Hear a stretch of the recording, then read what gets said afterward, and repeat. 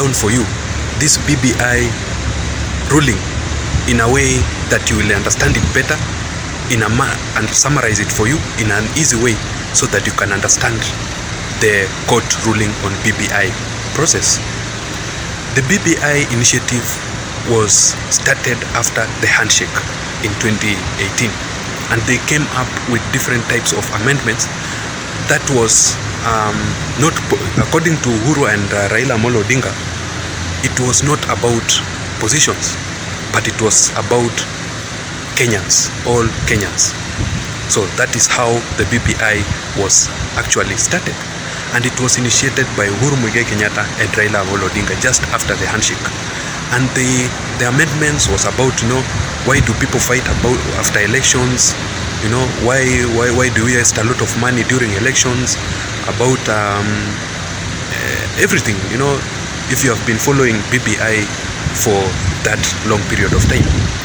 So today, after the Supreme Court, the Court of Appeal nullified, the Supreme Court nullified, the High Court and the Supreme Court nullified those amendments, the Court of Appeal today, led by CJ Koome, ruled out that BBI process. And let me give you a summary of what I have understood so far. Let's take for example CJ Koome. CJ Koome has talked about different issues, but before we go into details, let me just tell you that we have seen William Samoei Ruto celebrating when the BBI was ruled out null and void, because he has been against this BBI since the beginning. So we do expect William Samoei Ruto today also to celebrate after that BBI ruling. So ladies and gentlemen, if you are watching this video for the first time, please take a step and subscribe to my YouTube channel, and give this video a thumbs up so that YouTube can recommend my channel to reach out to other people. What has CJ Koome talked about in this BBI court ruling? First of all, she has talked about public participation. And under public participation, that is the first point. Under public participation, she has come out with two things. One is about the steering committee who initiated this BBI process. And she says that in that steering committee who are involved in this BBI process, there is evidence of public participation. So the steering committee had that public participation. However, in the BBI rollout changes, these are actually the changes that were being initiated. There was first BBI and the second BBI process. So in the second BBI, there were some changes which were being initiated there. And she says that during that BBI rollout changes, there was lack of public participation, and there was a lot of changes in that BBI process such that it lost its meaning. So the first BBI, according to her, it was correct. It had public participation. It was correct way of doing things. But after the changes that have been initiated, it lacked and it lost its meaning.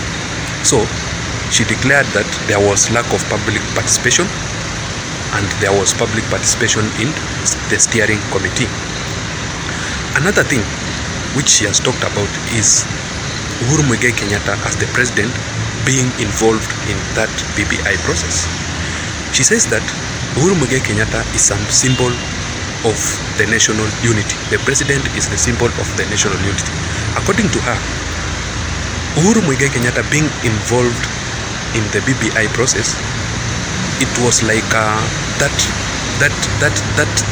process was a statesmanship, and it was not for Kenyans but also for the president.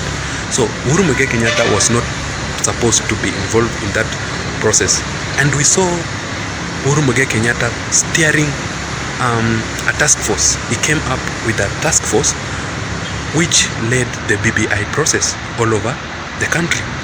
So he created his own task force which initiated the BBI process. So that was his mistake. He was not supposed to be involved in the BBI process, and in that way the BBI is not for Kenyans, but for presidencies. Also, CJ Koome has talked about the 70 new constituencies. According to the BBI process, it was stated that there are 70 new constituencies that will be formed. So, all over the country. And she says that those new constituencies were not correct. It lacked public participation. So that is about the new constituencies that were to be formed under the new BBI amendment. The creation of ombudsman, that is also something that the court, other courts nullified.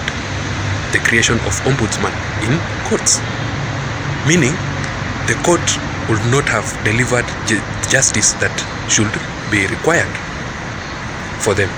So that is what I have understood with those BBI process, and let's see how things will go on without the BBI. The BBI will be ruled out as null and void. Thank you guys for listening to my channel. Thank you for listening to this analysis, and let's meet in another video. Thank you guys, and please be visiting this YouTube channel each and every day. You will always find a video in this YouTube channel.